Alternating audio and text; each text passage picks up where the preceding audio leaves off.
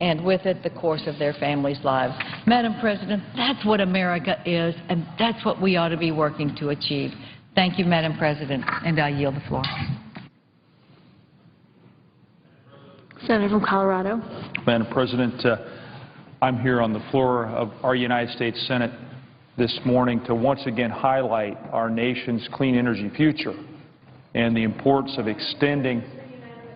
Request regarding time. Would you just yield for just a moment? I'd be happy to yield to the Senator from California. Senator from California. I ask unanimous consent that Senator Udall proceed for 6 minutes, that I proceed for 12 minutes, and Senator Manchin proceed for 12 minutes.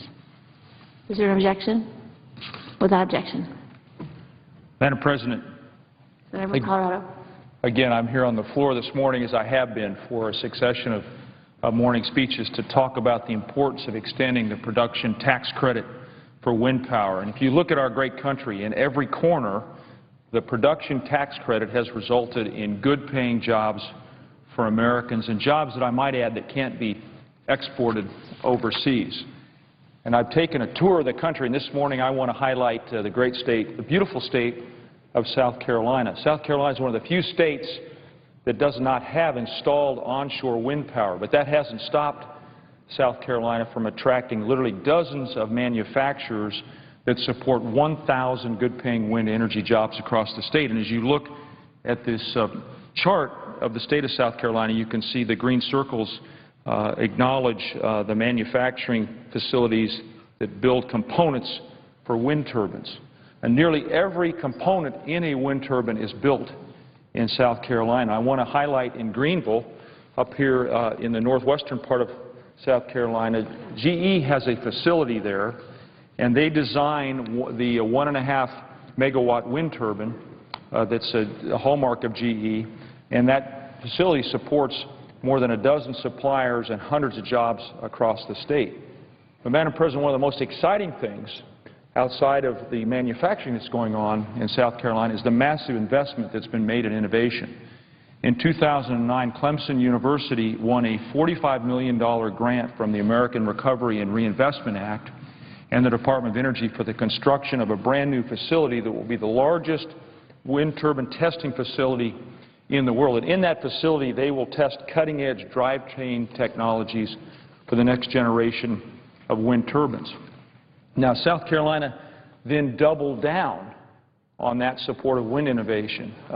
University donors and other partners have joined Clemson, and they've come up with another $53 million to supplement that $45 million that came through the Recovery Act. And so that's $98 million that will be an investment in South Carolina's economy and in our wind energy future. So not only will there be good-paying jobs created at this wind turbine drivetrain testing facility, but this facility will be a global leader in developing wind turbines capable of creating between 3 and 10 times as much power as wind turbines do today. Madam President, I was under the impression that wind turbine technology is matured and that we've been able to wring out every electron possible, but no, I'm told that we can increase the yields by 3 to 10 times through this kind of research. And this facility will focus on onshore and offshore wind turbines. So this is crucial research. We know in Colorado the presence of top-notch research and development institutions then attract really talented individuals, and then that results in the creation of new companies that then commercialize the new and innovative technologies that are developed in these R&D facilities. I know in the presiding officer's home state, that's a formula for success as well. And when you make these investments, like South Carolina is making, like Colorado is making, I know New York is making, you draw top-notch human resources that then are able to exploit in a responsible way natural resources. So the grant that I've mentioned, combined with the research dollars that come out of the private sector, represent an enormous opportunity for South Carolina and then for our country in turn. And you see already millions of dollars have been attracted into South Carolina from global investors because they see the potential of what's going to happen at Clemson.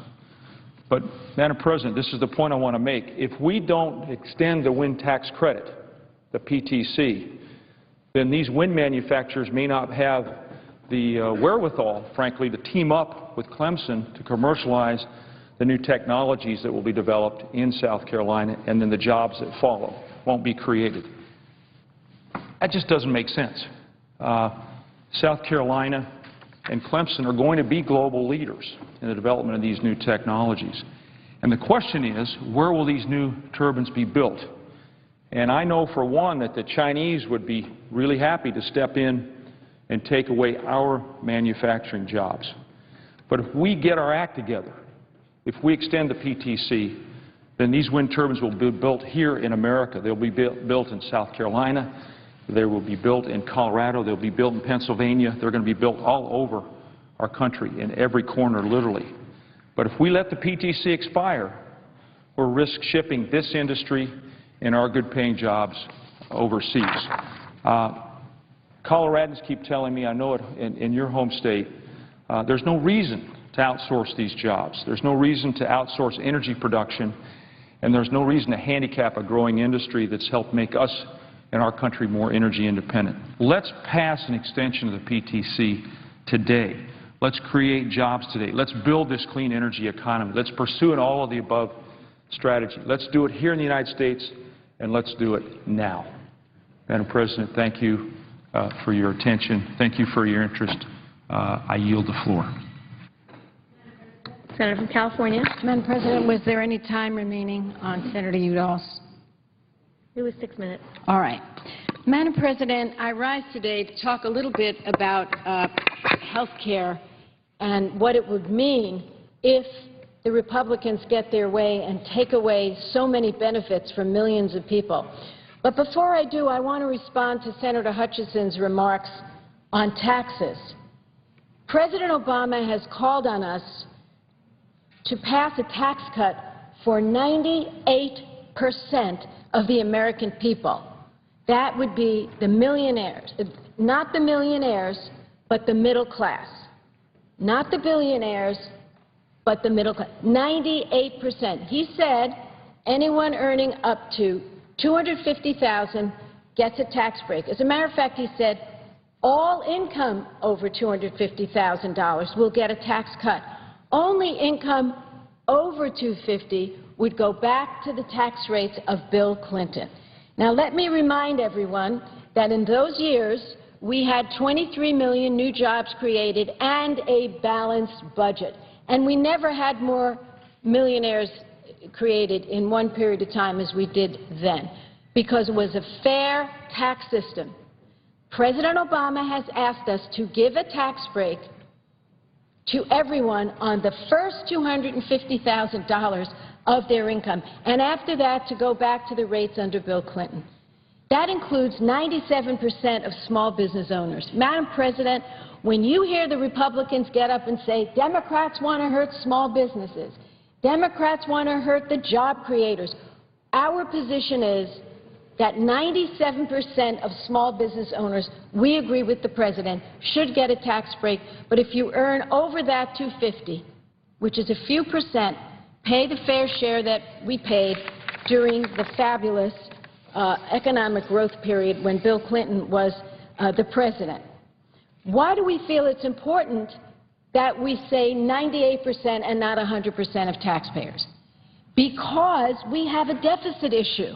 We have a debt problem, and we want to get back to the days of balanced budgets, and we will get there if everyone pays their fair share. So all of those tears that are being shed on the other side, let's be clear, they're being shed for people like Donald Trump. Isn't it unfortunate that a man like Donald Trump, who was able to catch the dream to the ultimate, and all right, we want that for everyone, has to pay just a little bit more? And, you know, I have to say, at a time when we're looking at people who take their money out of this country and put it in Swiss bank accounts and Bermuda accounts and the Cayman Islands, you know what? It's time for everyone to have a little patriotism here. We have to have the greatest country in this world. That means the strongest military in the world. That means the best roads and bridges in the world. That means a strong education system. We want to wipe out cancer, AIDS, Alzheimer's. That means a strong medical research system. And we need everyone in America to do their part. My dad was a CPA. We were very middle class, lower middle class, I would say. And I started working in little jobs when I was 16, 17, and I got mad. I mean, I hate to age myself, but the minimum wage was quite low then. I mean, it was in the cents. It was like 75 cents an hour or something. And I remember saying, why do I have to pay anything to the government? I don't want to pay anything. And my father would say to me, you kiss the ground you walk on because you live in America. And we have to have things in this country to make us great. And don't you ever forget that, and don't you complain about it. He also said, you make sure it's spent right and you make sure you have a voice in it. But this country needs to be strong. So to have millionaires and billionaires take their money out of America and hide it in other accounts, that's not something I would be proud of. We should invest our funds here, and everyone should pay their fair share. Now, here's the deal. The Republicans have said if they take over all of the branches of government, which is their goal, on day one, they're going to repeal Obamacare. They're going to repeal our health care law. And you know what that's, to me, reminds me of this.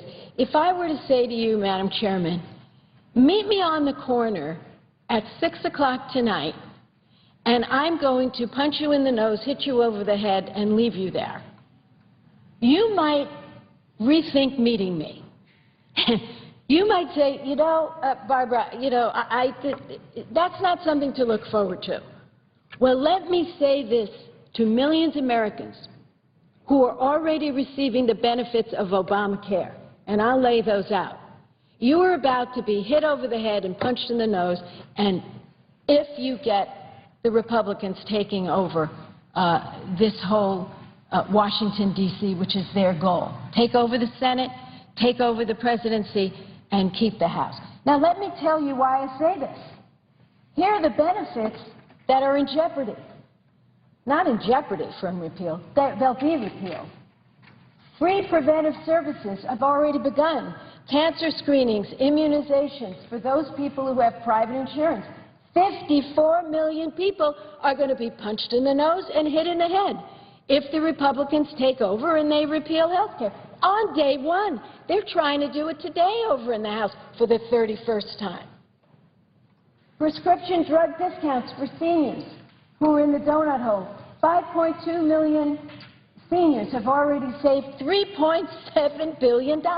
They're going to be hit in the head and punched in the nose on day one, not even day two of a Republican takeover. Free preventive services for seniors. 32 million Medicare patients get these free screenings now. 32.5 million. That's almost as many people as live in California. Will be hit in the head and punched in the nose on day one, not on day 2 or 3, right away. Protection against lifetime dollar limits. Right now, you think you have a good health care insurance plan. You get, God forbid, something like cancer, and you check it out and you find out it's a $500,000, maybe $1 million, maybe even $2 million limit. You don't know how fast that limit comes, and you're out of insurance. 105 million Americans, 105 million Americans who had limits on their policies no longer have it. Well, the Republicans take over, punch in the nose, hit in the head, they're finished. They're out. Young adults who are staying now on their parents' plan up to age 26, 6.6 million young adults, they're out of luck. First day of a Republican takeover. Let's go to the next chart. Limits on the amount of premiums health insurance companies can spend on administrative costs.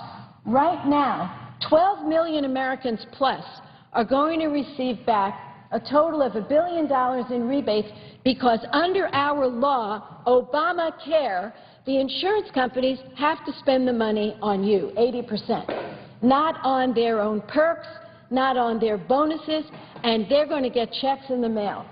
12.7 million Americans, I hope you're listening, because on day one, no more rebates. Tax credits to help small businesses purchase health insurance. We hear about how the Democrats don't care about small business. How about this? 360,000 small businesses who insure 2 million workers have gotten tax credits right now.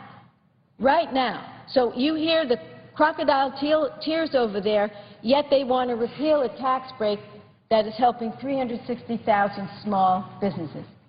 If your child is born with a pre-existing condition, let's say some heart defect, and they can't get insurance, today they can. And guess what? 17 million children benefit from this protection right now. 17 million of the most vulnerable people now have protection because of Obamacare. But if the Republicans take over, these little babies are out of luck, and their parents will probably have to go on welfare. Great. Meet you on the corner, be there, vote for me, and punch you in the nose and hit you in the head. That's what's going on. Funding for new community health care centers and expansions. Already 3 million patients have been helped by this. The fact is, we have seen funds go to these community health care centers in our communities, so whether you have insurance or not, you can drop into a health care center. It's particularly important in rural areas where they have very little access. So I just talked about what happens already. Now, in 2014, we set up the health insurance exchanges, so there's competition, and you can get cheaper insurance. We have this pre-existing condition will now apply to everybody, so if you have a pre-existing condition and you're an adult, you can still get health care. Women will get protection. You know, women have had to pay twice as much as a man for insurance. There's discrimination. That will be banned starting in 2014. There will be protection against arbitrary annual limits on the health care benefits people can get. Sometimes they say, well, you have the ability to get your health care coverage, but it's capped every year. No more artificial caps. And finally, we'll say that health insurance plans have to cover essential benefits such as maternity care. Many plans will not cover maternity care. That is over.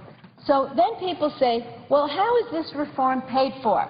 And the Republicans say taxes will go up, deficits will go up.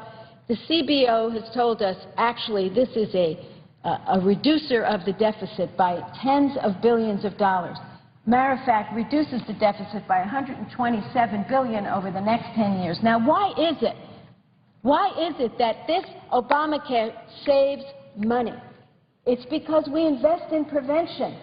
And everyone within the sound of my voice knows that if you get an annual mammogram and it cites a very tiny start of a breast tumor, and you take that tumor out at an early stage, you have avoided the worst consequences, and it's way cheaper than waiting till the end when you need radiation, chemotherapy, all this tough medicine that's also expensive. I'd ask for one more minute.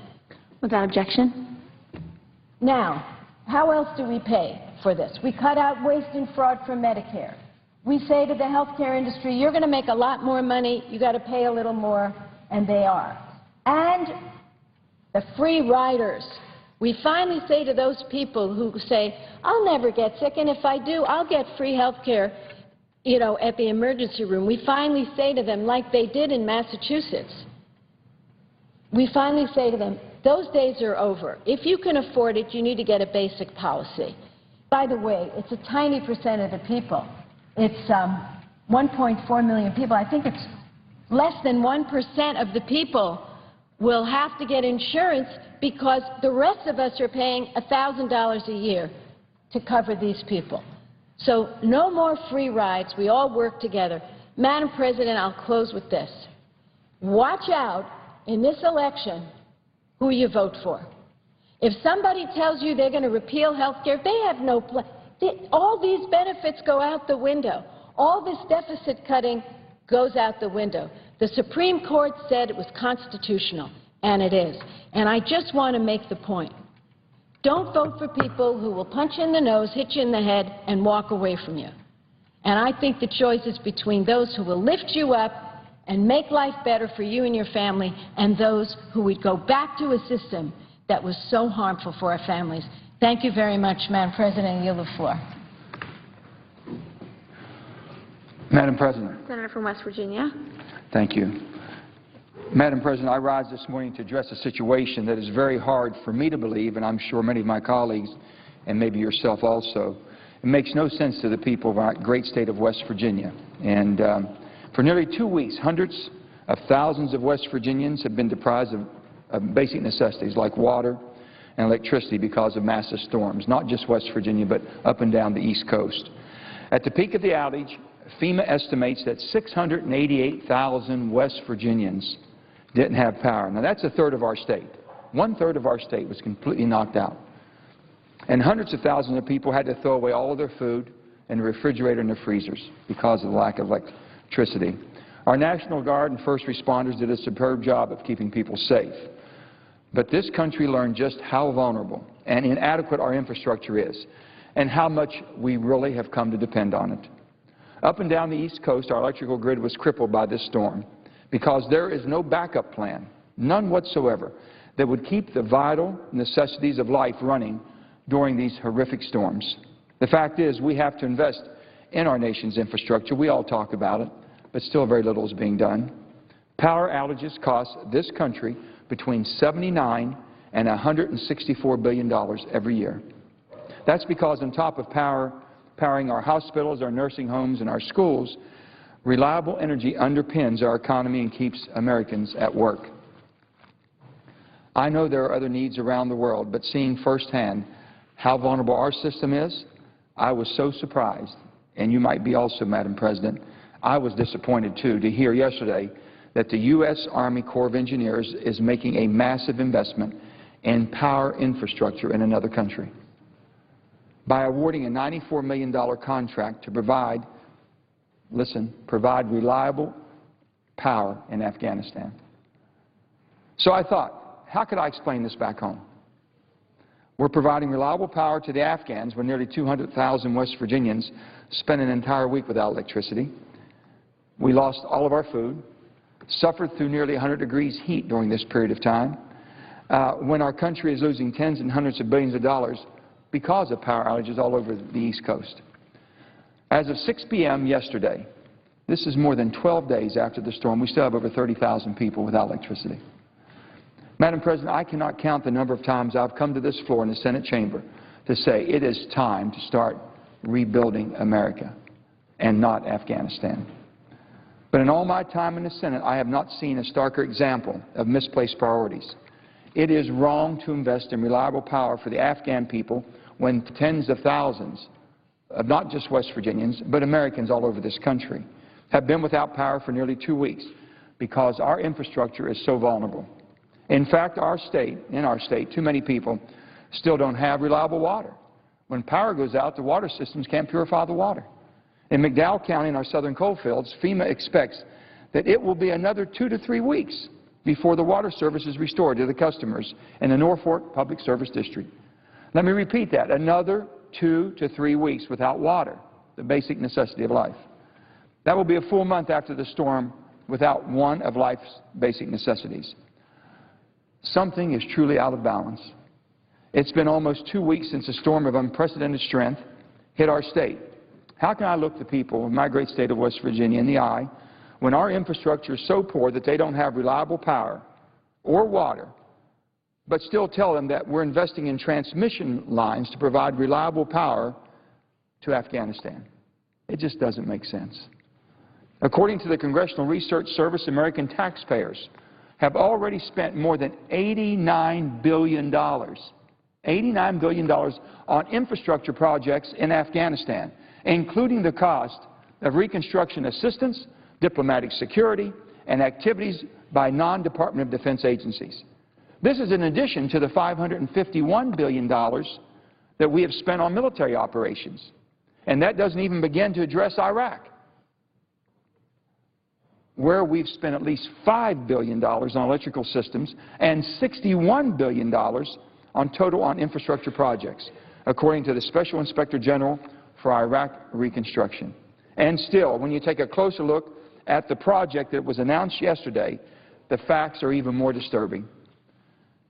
The Army Times reported that the Corps' awarding of $93.6 million to improve electrical transmission from the Kajaki Dam power station throughout the Helmand province of Afghanistan to include burying transmission lines which we don't even do in America, and providing backup generators which we don't have, which is why we've lost our water systems and our food.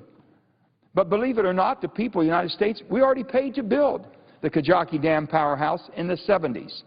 And I'm going to quote from this article from the Army Times.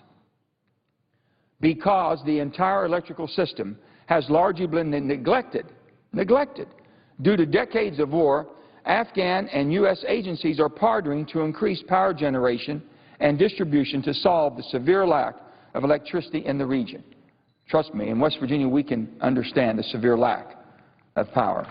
This facility wasn't maintained in the 70s. It wasn't maintained in the 80s. It wasn't maintained in the 90s, and it's still not being maintained. And what makes us think that it will be maintained now that we're spending millions and millions of dollars? And this is only one small piece of an even more costly contract to bring electricity to southern Afghanistan. The $93.6 million contract is the first of 6 integrated components collectively called the Kandahar-Helmand Power Project, a USAID initiative to expand the electrical distribution system of 2 provinces in southern Afghanistan with a combined estimated population of 1.7 million. Now, that's short of the population of my home state of West Virginia. We're about 1.8 million. It's one thing to help another country with loans, which I'm all for, that will help them get back on their feet so that they can repay their debts. But it's another thing entirely to pour billions of taxpayers' dollars into another country for a decade with no chance of any repayment to this country and to the taxpayers of the United States of America. Something is wrong with that. I can't say it enough. If you build a bridge in West Virginia, we won't blow it up. If you help us build a school, we won't burn it down. We're very appreciative. We appreciate the help of all the American taxpayers because we're part of this great country. And if you help us invest in a more reliable electricity system, we will use that power to make this country stronger, to power this nation's economy, and to provide good-paying jobs all over this country. Not only that, the scope of the problem of electricity infrastructure in West Virginia is tremendous. According to the National Energy Technology Laboratory, power outages in West Virginia take 4 times longer to fix than the national average. We've been blessed with so much beauty, but we have a kind of a challenging topography, if you will, and it makes it much more difficult. If we modernize our grid to make it more flexible and reliable, we can make a return on investment of up to $6 for every dollar that we invest. According to the studies from both the Electric Power Research Institute and the National Energy Technology Laboratory, instead of investing that money in Afghanistan, doesn't it just make sense to invest it here at home? And we'll start right in West Virginia if you like. Madam President, I would feel the same if this was in your state, if it was in any other state in the country. This might have been a once-in-a-lifetime storm, one where millions of people lost power no matter how well we prepared. But the fact that tens of thousands of West Virginians are still without power and water is a sign that we must do better as a country. This could have happened to any state, whether it's a storm, an earthquake, tornadoes, fires, floods, or a hurricane, and I would hope that my colleagues in the Senate would share my feelings. We can't help others if we don't make ourselves strong and don't keep ourselves strong. And we're beginning to neglect our very real needs here at home. As West Virginians, I'm proud to say that we're strong people. We're able to pick ourselves up faster than most, and we go to the aid of our friends and neighbors who need it most, even though they're in need themselves.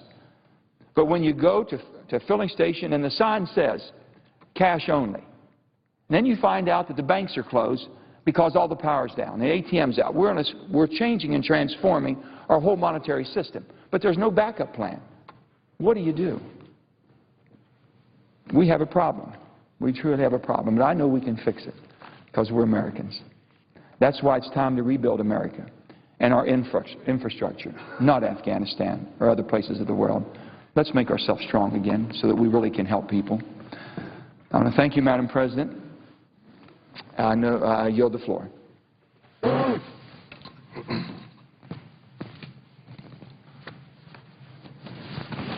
Madam President. Senator from Alaska.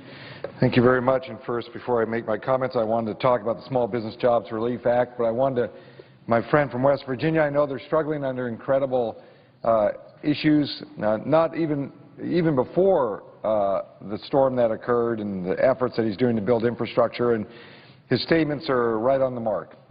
We have communities in Alaska, in western Alaska, where 40% of the communities don't even have water and sewer. Not the question of rebuilding it, they don't have it.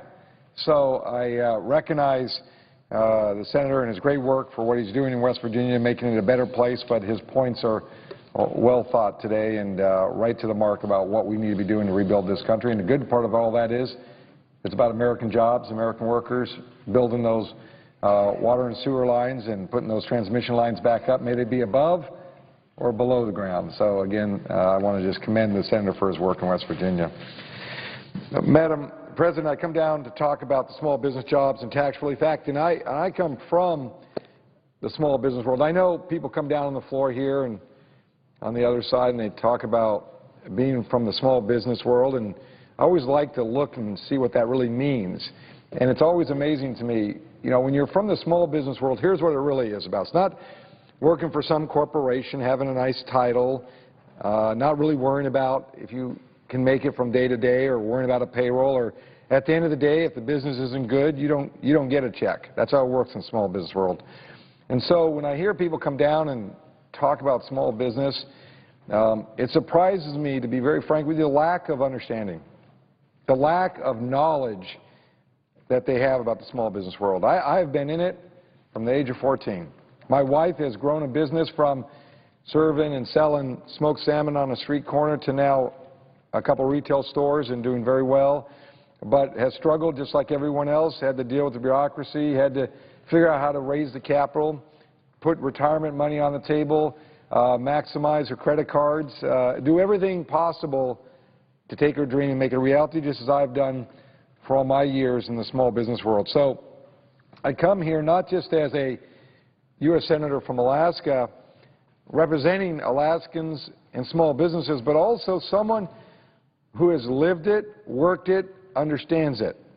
And we have a chance, and I appreciate the 80-14 vote to let us proceed to this bill, which is a Small Business Jobs and Tax Relief Act. This is an important bill. It has two components that seem simple in a lot of ways, but have great impact. And first, I want to mention the idea that you can get a tax credit for hiring people.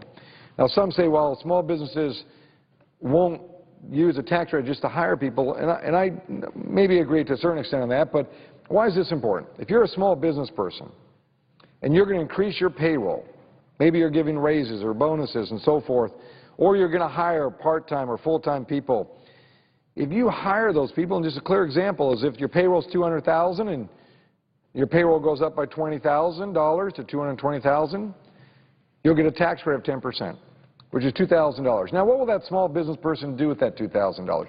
A big business, that just gets lost in some pile, maybe goes to some corporate salary. But here's what a small business person will do to it. They'll get that $2,000. They might now go recarpet their leasehold improvement or their rental space that they have that they're using for their small business. What does that mean? Well, that $2,000 now goes to the carpet layer, the carpet seller. What do they do with it? They put it into the next part of their economy. It just keeps moving much quicker and faster in the economy. Matter of fact, every dollar that you see out there has a multiplier effect that's pretty significant for small business. So the one piece is giving tax credits for small businesses to increase their payrolls. Payroll may be for increased salaries or for increased employment. Either way, you're putting more money into the working people of this economy, and therefore they're putting back into the economy. The second piece of the act is the depreciation. And, if you're not a small business person, you don't really pay a lot of attention to this. But the way the IRS codes work is if you invest in things like new equipment, carpet, sheetrock, lighting, whatever, the IRS has these schedules to depreciate this over many, many, many years. Here's how it works. So we have first the tax credit for payroll. Now we have a second piece of this bill, which is accelerated or bonus depreciation, which means if you're thinking of an idea, and I will tell you a small business that I just visited in Alaska called Lime Solar by Chet Dyson and Jesse Moe. These are two young men who are starting a small business to sell solar products for home and businesses. But they got a leasehold space. They rented a space. It had no sheetrock, no lighting. They're responsible for paying for all that. So they invested. They cleaned it up, sheetrocked it, fixed it all up, put equipment in. All that expense now, if this bill passes, can be written off in the first year, instead of depreciating it over multiple years. Why is that important? Because let's assume they spend $100,000 renovating their facility, and they're in a 25% tax bracket. They will save in the first year $25,000, like that, instead of spreading that over the next 10 or 15 years. Why is that important? That $25,000 they save in taxes or depreciation, they'll be able to reinvest into their business as they struggle to figure out how to build their markets. Or another friend of mine, Jack Lewis, who opened up his second restaurant recently, Fire Tap. You know, restaurants are not cheap business. I've been in that business. I wouldn't wish it on anybody. It's a tough business. Margins are thin. But again, he invested. He built it all out of scratch. Now he can, again, under this bonus depreciation schedule, depreciate it, write it off in the first year. That's a huge benefit for these small businesses. When you look at another small company called Steam Coffee, it's a small coffee company. Jonathan White owns it. You know, they brew their own coffee, have their own coffee, and they also package it, manufacture it for resale. Well, that takes a lot of equipment. Now they get to write that off in the first year. So all this bill does, and it's simple, but yet has huge impact. Matter of fact, in the depreciation, it's estimated that for every dollar we give in the tax benefit, there's a $9 benefit to the GDP. 1-to-9 ratio. Any business person would love that deal. That's a great deal.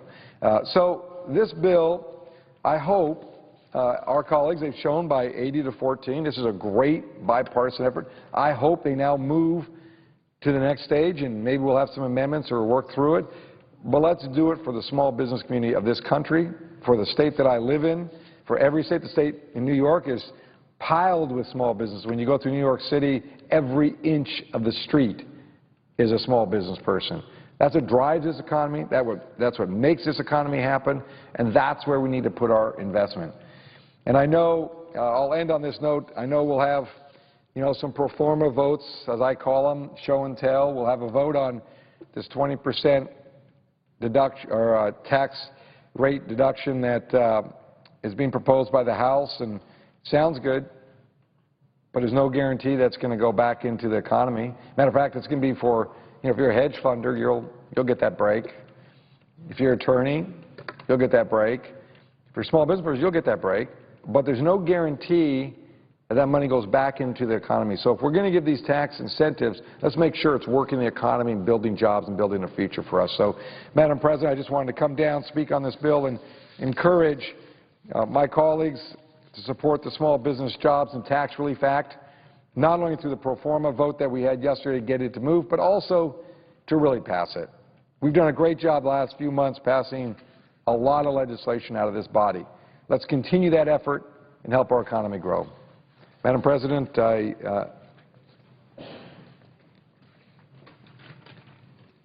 think I have some announcement.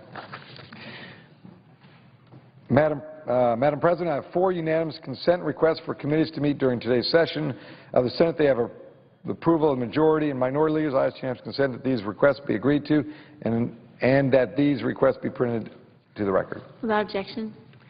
Madam President, I note the absence of a quorum. Clerk will call the roll. Mr. Akaka.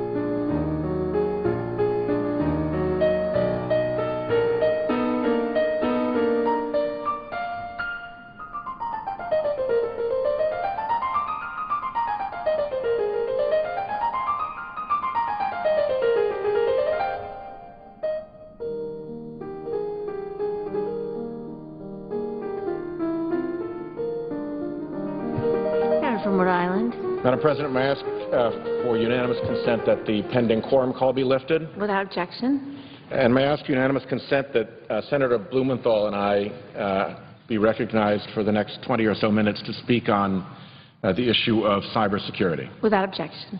Thank you. As I said, I rise to speak about cybersecurity, Madam President, but specifically about the cyber threat to our nation's critical infrastructure. And by critical infrastructure, I mean the power grid that supplies electricity to our homes, keeps us warm in the winter and cool in the summer. I mean the financial services processing systems that connect our ATMs to our accounts and move money around in our complex financial system. And I mean the communications networks by which we talk and email and text and message one another. Madam President, the men and the women whom we have charged with our nation's defense and who we have confirmed in these roles in the United States Senate have repeatedly and consistently warned us about the danger of cyber attacks on this critical infrastructure that provides power and light and heat, that tracks and records financial transactions, that allows communication and data transfer, that keeps airplanes safe in the air, that controls our dams, that enables our commerce. The consequences of failure in these areas could be catastrophic. We must pay heed to these warnings about America's critical infrastructure as we consider cybersecurity legislation. The administration has described this cyber threat in no uncertain terms. Director of National Intelligence James Clapper has stated that, and I quote, "It's clear from all that we've said that we all recognize we need to do something. We all recognize this as a profound threat to this country, to its future, to its economy, to its very being." End quote.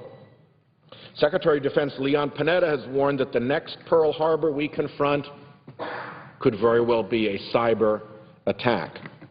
Secretary of Homeland Security Janet Napolitano has compared this threat to the September 11th attacks.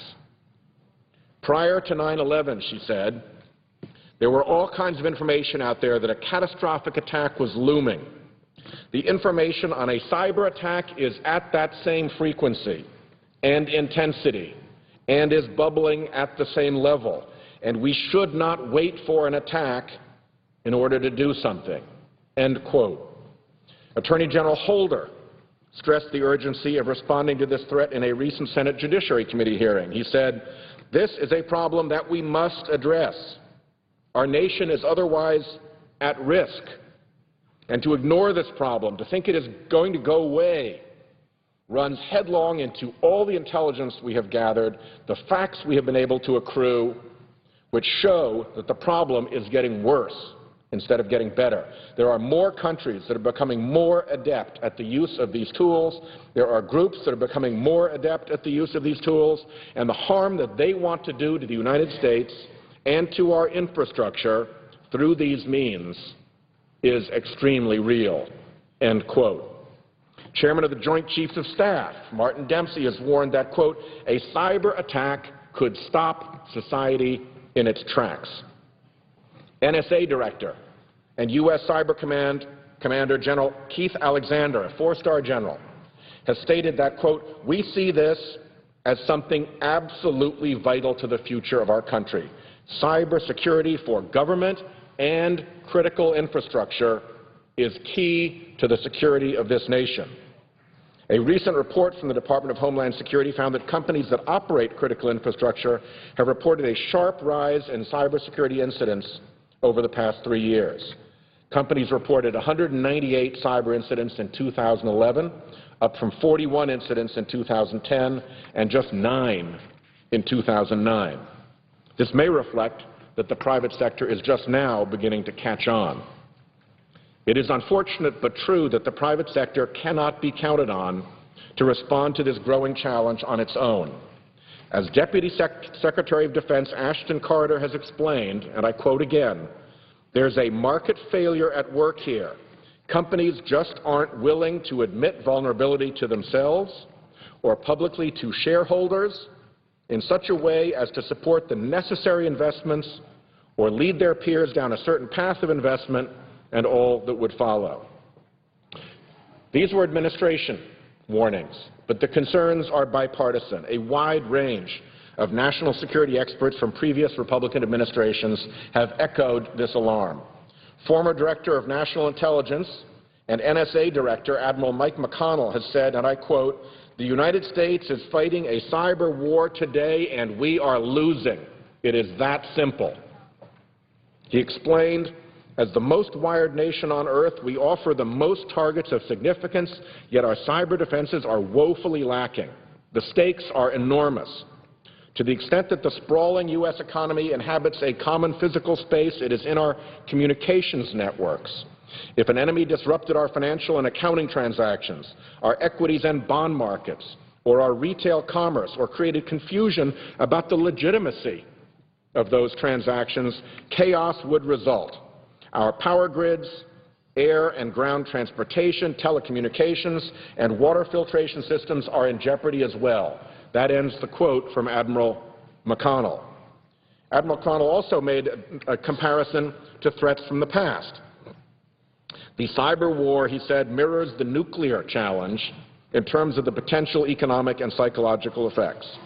We prevailed in the Cold War through strong leadership, clear policies, solid alliances, and close integration of our diplomatic, economic, and military efforts. We backed all this up with robust investments. Security never comes cheap. It worked because we had to make it work. Let's do the same with cybersecurity. The time to start was yesterday. Former Deputy Secretary of Defense Paul Wolfowitz has also echoed the administration's warning that a cyber attack has the potential of causing devastation on the scale of another September 11th. He has stated, "I hope we don't have to wait for the cyber equivalent of 9/11 before people realize that we are vulnerable."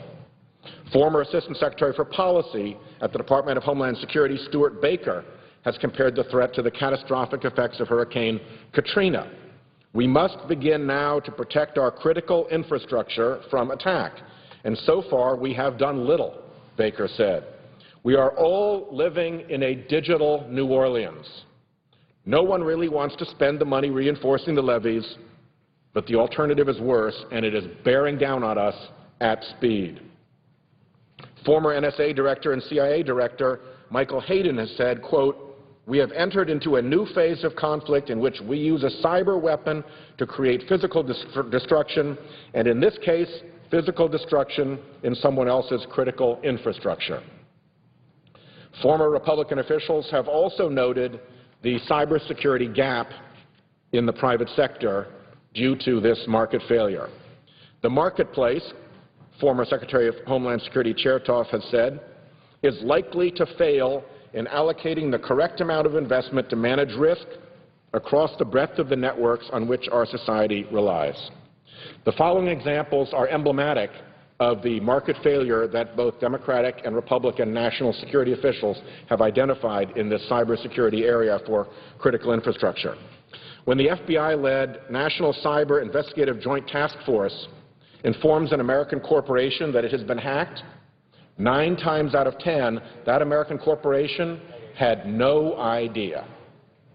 Kevin Mandia of the leading security firm Mandiant has said, and I quote him here, "In over 90% of the cases we have responded to, government notification was required to alert the company that a security breach was underway.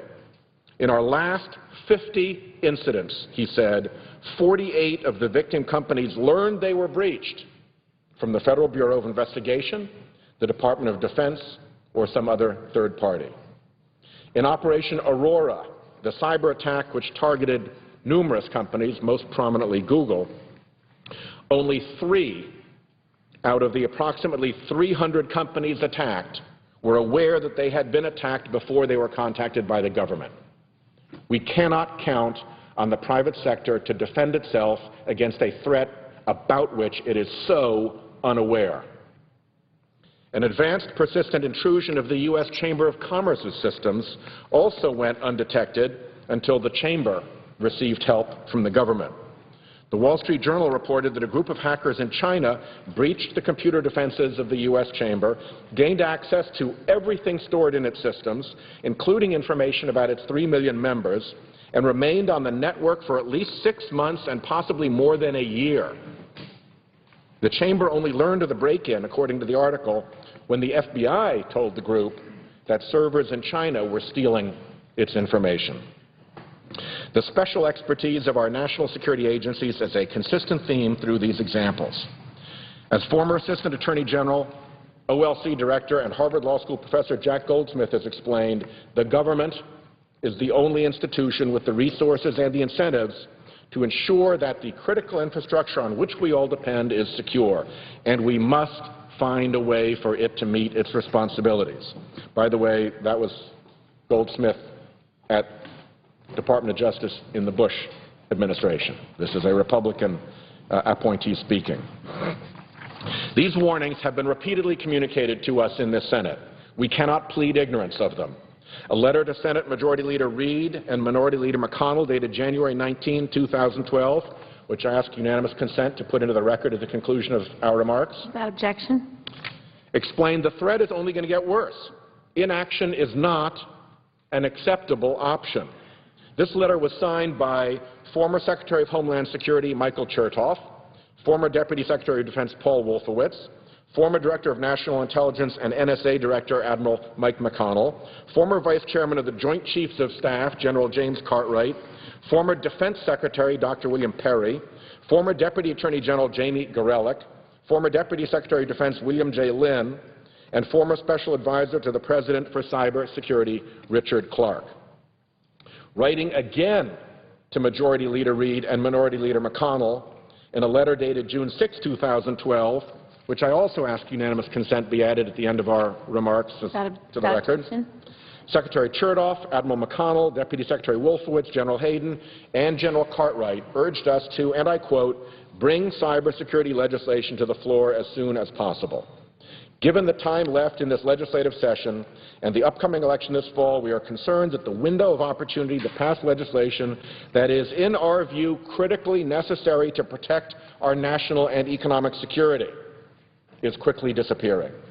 They specifically focused on the threat to critical infrastructure, stating that protection of our critical infrastructure is essential in order to effectively protect our national and economic security from the growing cyber threat. We must not ignore this chorus of warnings issued by those who are the most informed and the most alert about the danger to our critical infrastructure. We must pass cybersecurity legislation, and we must ensure that the cybersecurity legislation that we pass addresses critical infrastructure. No bill that fails to address critical infrastructure can be said to have done the job of protecting our country. Our nation will be vulnerable if critical infrastructure companies fail to meet basic security standards as they do right now. Legislation must include a mechanism to end this continuing vulnerability. If operators object to a particular approach to cybersecurity for our critical infrastructure on the basis that it is too burdensome or too unwieldy, they will find many members of the Senate on both sides of the aisle, myself included and Senator Blumenthal included, who are ready and eager to work with them. But if the purpose of the exercise is to come to an end point in which the operators of our critical infrastructure do not have to reach adequate levels of cybersecurity, then we need to move on, and we need to vote, and we need to go beyond that. The question of how we get to cybersecurity is one that we should engage on in this Senate. The question of whether we protect our privately held critical infrastructure in a responsible way is one that we should not allow to deter us from getting this job done to protect both our national and economic security. Whatever the ultimate solution is, we simply must find a way to improve the cybersecurity of our critical infrastructure. And I thank the presiding officer for these remarks. I will yield the floor now to Senator Blumenthal, who has been engaged in efforts with me to try to find a path through to a bipartisan bill that will protect our critical infrastructure. His expertise in this area as a superbly trained lawyer, as a multiply elected Attorney General of his home state, as a person and former Marine dedicated to our national security, and as a person who brings the highest level of legal talent to this discussion, having argued, I think, 5 separate cases before the United States Supreme Court. He has been an enormous asset, and I appreciate his participation in this. I yield the floor. Thank you, Madam President. Senator from Connecticut. Thank you very much, Madam President. Thank you to the Senator from Rhode Island, my distinguished colleagues, for those very generous remarks about my, as it happens, 4 arguments in the Supreme Court, and the rest of it, I think, similarly exaggerated as to my qualification. The arguments were so good they counted as 5. I thank the Senator from Rhode Island, most importantly, for his extraordinary work on this issue, his leadership and vision, as well as his courage. And I want to emphasize a number of the points that he made so powerfully in his remarks earlier. The first is, most significantly, the United States today is under attack. We are under cyber attack. The question is how we respond. It is our national interests that are at stake. And every day this nation suffers attempted intrusions, attempted interference, attempted theft of our intellectual property as a result of the ongoing attack that we need to stop and deter and answer. National security is indistinguishable from cybersecurity. In fact, cybersecurity is a matter of national security, not only insofar as our defense capabilities, our actual weapons systems are potentially under attack and interference, but also, as my colleague from Rhode Island said so well, because our critical infrastructure are every day at risk. Our facilities in transportation, our financial system, our utilities that power our great cities and our rural areas, and our intellectual property, which is so valuable and which every day is at risk, in fact, is taken from us wrongfully at great cost to our nation. The number and sophistication of cyber attacks has increased dramatically over the past 5 years, and all of the warnings, they are bipartisan warnings, say those attacks will continue and will be mounted with increasing intensity. In fact, experts say that with enough time, enough motivation, enough funding, a determined adversary can penetrate nearly any system that is accessible directly from the Internet. The United States today is vulnerable. And to take the Pearl Harbor analogy that our Secretary of Defense has drawn so well, we have our ships sitting unprotected today as they were at the time of Pearl Harbor. Our ships today are not just our vessels in the seas, but our institutions sitting in this country and around the world, our critical infrastructure that is equally vulnerable to sophisticated and unsophisticated hackers. In fact, the threat ranges from the hackers in developing countries, unsophisticated hackers, to foreign agents who want to steal our nation's secrets, to terrorists who seek ways to disrupt that critical infrastructure. And it is not a matter simply of convenience.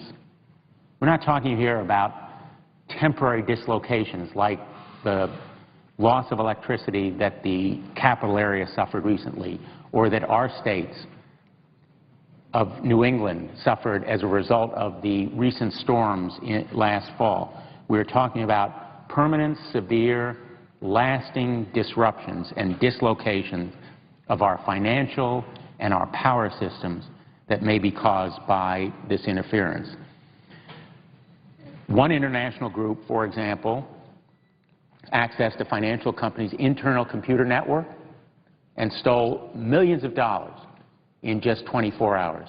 Another such criminal group accessed online commercial banking accounts and spread malicious computer viruses that cost our financial institutions nearly $70 million. One company that was recently a victim of an intrusion determined that it lost 10 years' worth of research and development valued at $1 billion. That is billion with a B, virtually overnight. These losses are not just to the shareholders of these companies.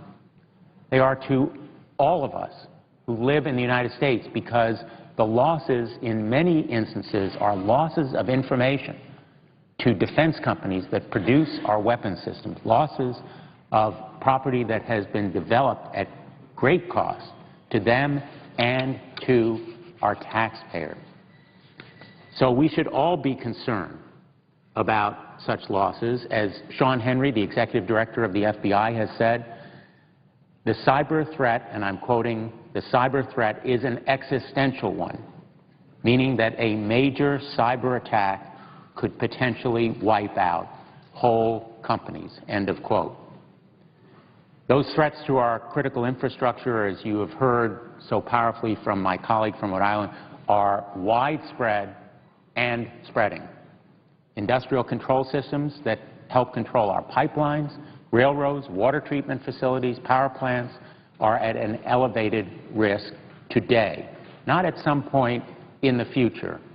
Today, the FBI warns that successful cyber attack against an electrical grid could cause serious damage to parts of our cities and ultimately even kill people.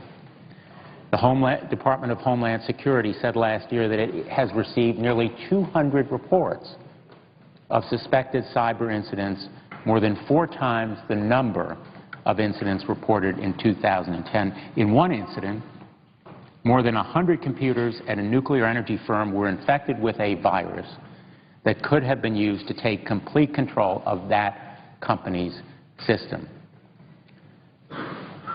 These reports, these warnings go on. But in summary, the director of the FBI said it best, quote, "We are losing data, we are losing money, we are losing ideas, and we are losing innovation." Those threats are existential to our nation, and we must address them now, not simply as a luxury, not as a possibility, but as a need now. And I want to thank the senator from Rhode Island, as well as my distinguished fellow senator from Connecticut, Joseph Lieberman, and others on the other side of the aisle, such as Senators McCain, Collins, Graham, Chambliss, as well as our colleagues on this side, for their leadership in this area. They have started this effort with great dedication. There has been substantial work done already. No one here has ignored this threat, and we must move forward.